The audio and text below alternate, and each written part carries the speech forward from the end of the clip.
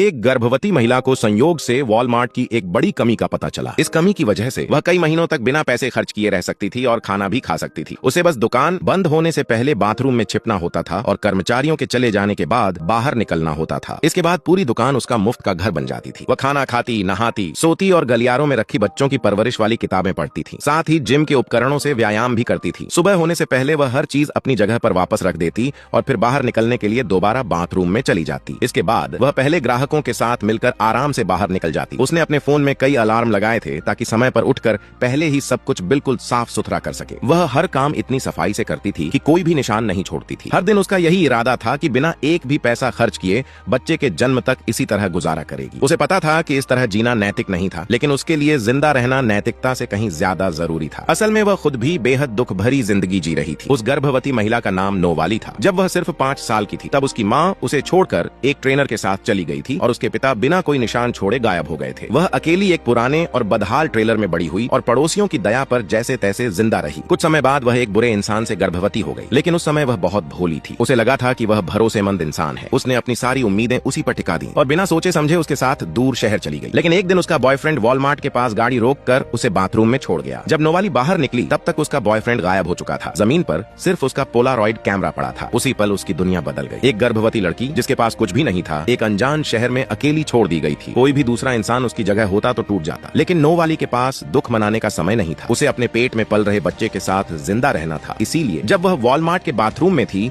तभी उसके दिमाग में यह शानदार तरीका आया जिससे वह अपनी जिंदगी आगे बढ़ा सके। कर्मचारियों के बिना खाली पड़ी वह दुकान उसके लिए सबसे सुरक्षित ठिकाना बन गई। दिन में वह शहर की सड़कों पर घूमती रहती और खुद को एक आम राहगीर की तरह दिखाती। इस तरह उसने कुछ समय के लिए वहीं अपना गुजारा कर लिया। एक दिन जब वह दुकान के बाहर आराम कर रही थी तभी उसकी मुलाकात एक अजीब सी बुजुर्ग नन से हुई। नन बहुत उत्साह से उससे बातें करने लगी। उसे लगा कि नोवाली उसकी दिवंगत दोस्त की बेटी है। उसने नोवाली को सच बताने का एक भी मौका नहीं दिया। काफी देर तक लगातार बातें करने के बाद उसने अपना फोन नंबर दिया और जबरदस्ती एक छोटा सा पेड़ उसके हाथ में थमा दिया। नोवाली उस छोटे से पौधे को सीने से लगाए रही। उसे बिल्कुल भी अंदाजा नहीं था कि यही पेड़ उसकी किस्मत बदल देगा और यही शहर उसकी नई जिंदगी की शुरुआत बनेगा। समय धीरे धीरे बीतने लगा। दिन पर दिन नोवाली ने दुकान के अंदर अनगिनत रातें बिताई। दिन में वह पास के पार्क में बैठती और वॉलमार्ट से इस्तेमाल की गई हर चीज का हिसाब ध्यान से लिखती रहती। उसका इरादा था कि जब उसके पास पैसे होंगे तब वह सबका भुगतान करेगी, लेकिन यह मजबूरी की जिंदगी बहुत अकेली थी। उसका इकलौता साथी वही छोटा सा पेड़ था।